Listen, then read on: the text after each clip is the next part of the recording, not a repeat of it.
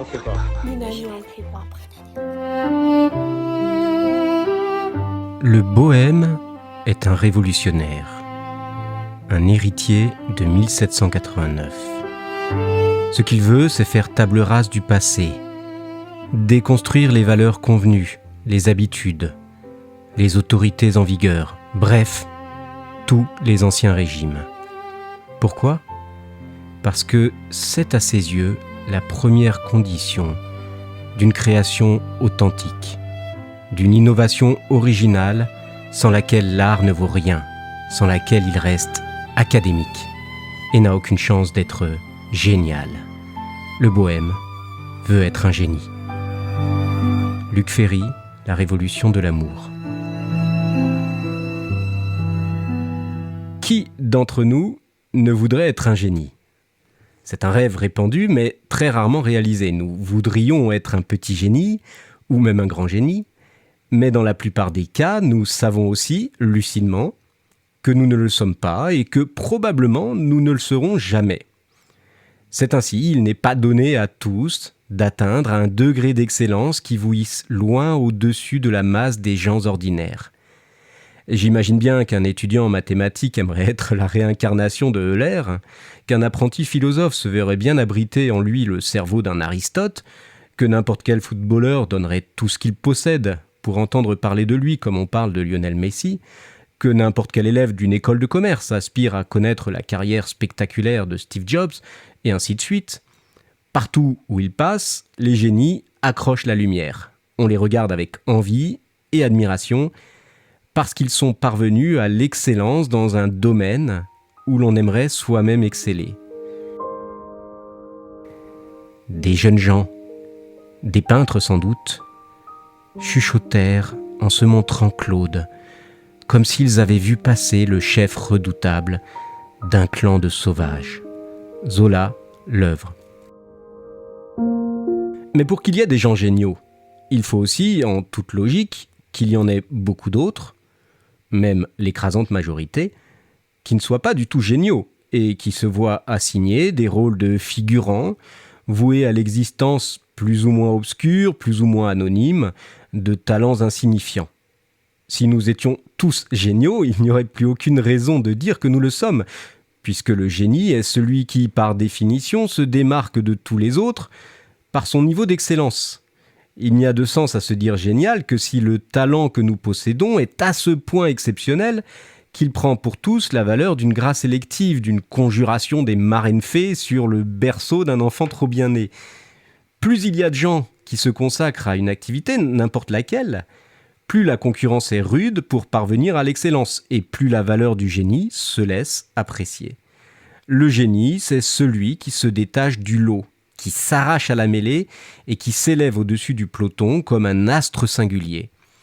Partout, dans tous les domaines où entre en ligne de compte un savoir-faire ou une compétence particulière, on sait que le génie est une chose extrêmement rare. Mais on sait également que cette rareté est appréciable parce qu'elle n'enlève strictement rien à personne. D'une part, ce que le génie réalise, il le réalise au bénéfice de tous, puisque l'excellence qu'il a su atteindre dans son domaine permet de faire évoluer ce domaine où il a exercé son incroyable talent. Autrement dit, le génie fait école. Après qu'il soit passé par là, les usages, les manières de faire, les codes établis changent inexorablement. Le niveau d'excellence auquel il a su hisser une activité a pour effet immédiat de modifier les façons ordinaires d'enseigner cette activité. Dans tous les domaines, on voit ainsi que le génie est un guide qui permet de fixer de nouvelles normes et d'établir de nouveaux canons d'excellence. C'était indéniable. Les œuvres blondes dont on avait tant ri au salon des refusés travaillaient sourdement bien des peintres, éclaircissaient peu à peu toutes les palettes. Personne n'en convenait encore, mais le branle était donné. Une évolution se déclarait qui devenait de plus en plus sensible à chaque salon. Et quel coup si, au milieu de ces copies inconscientes des impuissants, de ces tentatives peureuses et sournoises des habiles, un maître se révélait, réalisant la formule avec l'audace de la force, sans ménagement, telle qu'il fallait la planter, solide et entière, pour qu'elle fût la vérité de cette fin de siècle. Zola, l'œuvre. Mais d'autre part, le fait de ne pas être soi-même un génie n'a jamais empêché personne de s'acquitter correctement de sa tâche. Bien au contraire. On n'a pas besoin d'être Einstein pour être un bon physicien, apte à contribuer efficacement à la recherche scientifique. On n'a pas non plus besoin de s'appeler Glenn Gould pour être un pianiste respectable, capable de procurer du plaisir à un public de connaisseurs.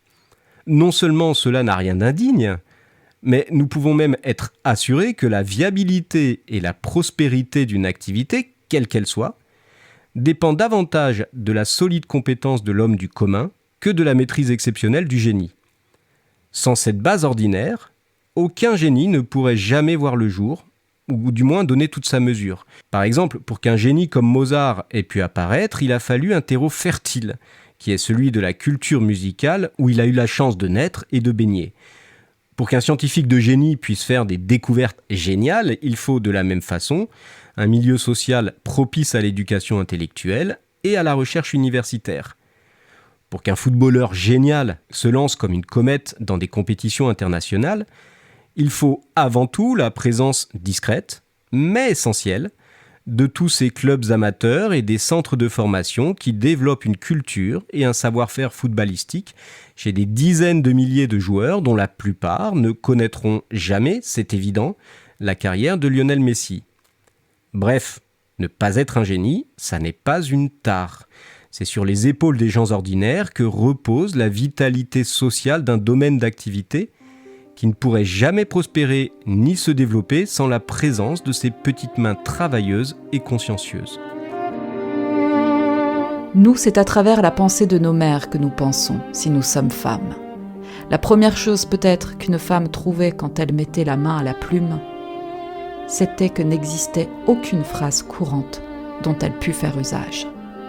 La phrase qui était courante au commencement du XIXe siècle était une phrase masculine.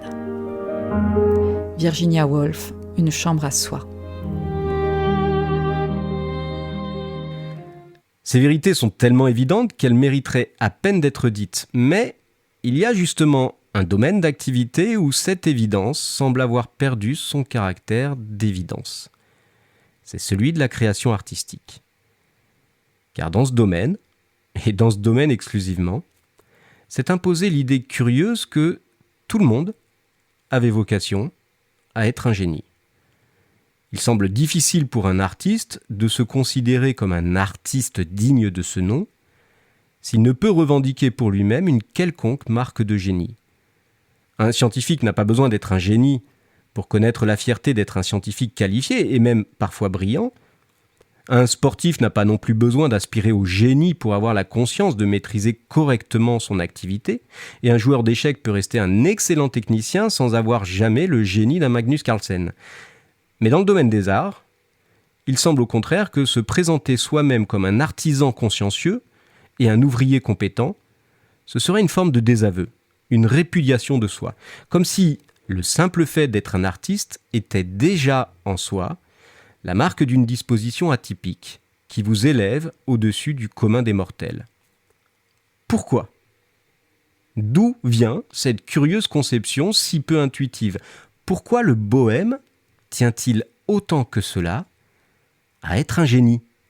À cette bizarrerie, il y a une raison historique qui nous oblige à remonter aux origines de l'art moderne, c'est-à-dire à la fin du XVIIIe siècle et au début du XIXe siècle.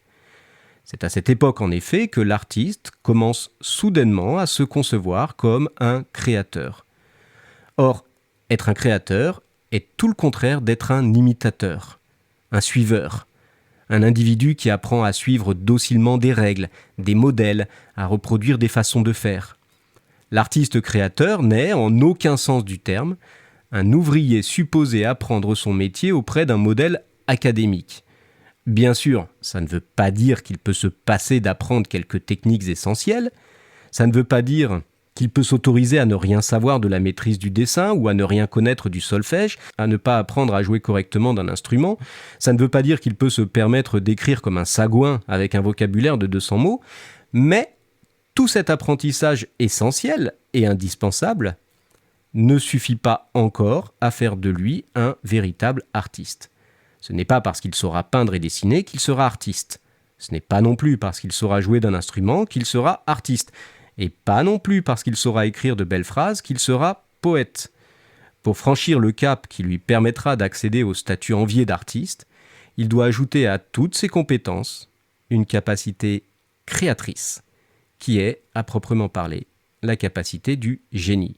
On doit à Emmanuel Kant, le grand philosophe allemand du XVIIIe siècle, d'avoir théorisé cette thèse.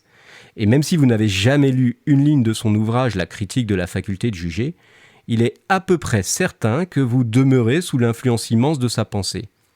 Comme Kant, vous estimez probablement que l'artiste est, par définition, un créateur.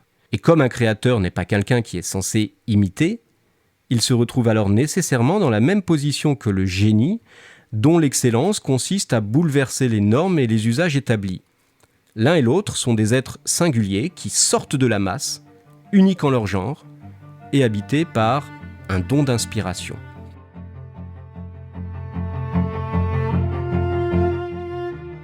Le concept de beaux-arts ne permet pas de déduire le jugement portant sur la beauté de leur production d'une quelconque règle.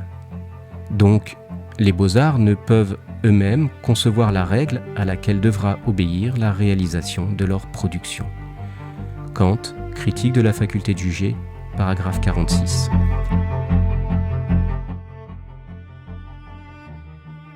Ce qu'il faut entendre par là est que, selon Kant, on ne peut pas rendre compte d'une œuvre d'art de la même façon qu'on rend compte d'un modeste travail d'artisan. Car l'artisan, pour produire son œuvre, se contente de suivre une règle qui est déjà là, déjà disponible. Mais l'artiste, en revanche, quand il cherche à produire une belle œuvre, ne peut pas s'appuyer sur un modèle qu'il lui suffirait d'imiter, car il n'y a pas, justement, de modèle universel de la beauté. Pour produire son œuvre, l'artiste doit donc s'appuyer sur cette faculté que Kant nomme le génie. Qu'est-ce que le génie ? C'est, écrit Kant, le talent, don naturel, qui permet de donner à l'art ses règles. En somme, les beaux-arts, ce sont les arts du génie, rien de moins. Comprenez que si vous n'êtes pas génial, si vous n'avez pas du génie, vous ne pouvez pas être un vrai, un authentique artiste, parce que vous ne sauriez rien créer du tout. Vous resterez donc dans ce cas-là un modeste copiste, un tâcheron qui fait des œuvres communes, un vulgaire imitateur, un pseudo-artiste. De cette conception, nous ne sommes toujours pas sortis. Malheureusement. Alors, je dis malheureusement parce que cette vision romantique est quand même difficilement tenable aujourd'hui. La façon spectaculaire dont l'intelligence artificielle a, au cours de ces toutes dernières années, pénétré dans le domaine de la production artistique témoigne que le rôle de la création y est beaucoup moins important qu'on voudrait bien le penser. Ce dont témoignent les œuvres artistiques produites par l'IA, c'est qu'on peut très bien se passer d'être un créateur pour produire des œuvres d'art, qui plus est, des œuvres d'art de qualité très honorable. Aussi humiliant que cela puisse sembler pour le mythe romantique de l'artiste créateur, cela témoigne du fait que la catégorie des artistes ne peut se targuer d'aucun privilège particulier qui la mettrait à l'abri de la menace que fait peser aujourd'hui sur n'importe quelle catégorie de professionnels qualifiés le progrès fulgurant du machinisme. On peut toujours espérer que ça ne soit pas le cas, mais à la façon dont les choses semblent engagées, il y a des chances qu'il en aille pour les artistes comme il en va pour n'importe quel homme de métier qui gagne sa vie en vendant sa compétence et dont la compétence se trouve concurrencée par la force d'un algorithme. Ce qui échappe à ce savoir-faire technique, la dose additionnelle de génie qui permet à certains artistes d'être des créateurs originaux, c'est une chose qui est beaucoup trop marginale pour être considérée comme la caractéristique propre de la production artistique. Voilà l'amère leçon que l'intelligence artificielle nous invite déjà à tirer aujourd'hui. Mais faut-il nécessairement d'ailleurs y voir une leçon amère ? Songez un peu aux immenses souffrances que l'injonction d'être créatif a fait peser et continue de faire encore peser sur le travail des artistes. Dans n'importe quel domaine d'activité, on peut, à force de labeur, de patience et d'obstination, se promettre d'acquérir les compétences techniques qui feront de nous un excellent médecin, ou un excellent ingénieur, ou un sportif accompli. Mais personne ne peut jamais se promettre d'être génial. Le génie est une qualité qui ne s'acquiert pas et dont l'étymologie même, celle du genius latin, renvoie à un don mystérieux. C'est ce que remarque Kant lui-même. Le mot genius désigne l'esprit que reçoit en propre un homme à sa naissance, pour le protéger et le guider, et qui est la source d'inspiration dont proviennent ses idées originales. Bref, le génie ne s'acquiert ni par un savoir, ni par un savoir-faire, et par conséquent, aucun labeur, aucune patience, aucune obstination ne peut donner à personne l'assurance qu'il sera génial. Et puisque aucun génie ne sait non plus comment il s'y prend pour être génial, aucun génie ne peut non plus se promettre de garder indéfiniment son génie. La grâce qui vous habite peut aussi bien disparaître du jour au lendemain sans que vous ne puissiez absolument rien y faire. Ses mains tremblaient. Tout son grand corps était dans le tressaillement douloureux de la création. Il se débarrassa de sa palette. Il revint vers eux avec des gestes qui battaient le vide. Et cet artiste vieilli au milieu du succès, dont la place était assurée dans l'école française, leur cria « Ça vous étonne, mais il y a des jours où je me demande si je vais savoir dessiner un nez. Oui, à chacun de mes tableaux, j'ai encore une grosse émotion de débutant, le cœur qui bat, une angoisse qui sèche la bouche, enfin, un trac abominable. Ah, le trac, jeunes gens, vous croyez le connaître, et vous ne vous en doutez même pas. Parce que, mon Dieu, vous autres, si vous ratez une œuvre, vous en êtes quitte pour vous efforcer d'en faire une meilleure, personne ne vous accable. Tandis que nous, les vieux, nous qui avons donné notre mesure, qui sommes forcés d'être égaux à nous-mêmes, sinon de progresser, nous ne pouvons faiblir sans culbuter dans la fosse commune. Va, homme célèbre, grand artiste, mange-toi la cervelle, brûle ton sang, pour monter encore toujours plus haut, toujours plus haut. Et si tu piétines sur place, au sommet, estime-toi heureux. Use tes pieds à piétiner le plus longtemps possible. Et si tu sens que tu déclines, eh bien, achève de te briser en roulant dans l'agonie de ton talent qui n'est plus de l'époque, dans l'oubli où tu es de tes œuvres immortelles, éperdu de ton effort impuissant à créer davantage. Zola, l'œuvre. Tout cela pour dire qu'on peut difficilement tenter d'éclaircir les arcanes de la création tant que l'on demeure soumis au mythe tout-puissant du génie créateur. Car le génie n'explique rien, il est le nom que l'on donne à ce talent inexplicable et intransmissible qui permet à une personne de produire une œuvre exceptionnelle. Expliquer la condition de l'artiste à partir de cette disposition-là revient donc à vouloir expliquer ce qui est ordinaire à partir de ce qui est extraordinaire. Et cela revient aussi à étendre sur tout le processus de la production artistique le voile impénétrable qui préside aux destinées du génie. Comprendre les arcanes de la création exige d'abord que nous démythifions et démystifions cette condition d'artiste en rompant résolument avec la figure du poète inspiré. Or, n'est-ce pas exactement ce que se propose de faire Virginia Woolf au tout début de son ouvrage intitulé « Une chambre à soi ». Je sais, vous m'avez demandé de parler des femmes et du roman. Je préfère me contenter de vous donner mon avis sur un point de détail. Il est indispensable qu'une femme possède quelque argent et une chambre à soi si elle veut écrire une œuvre de fiction.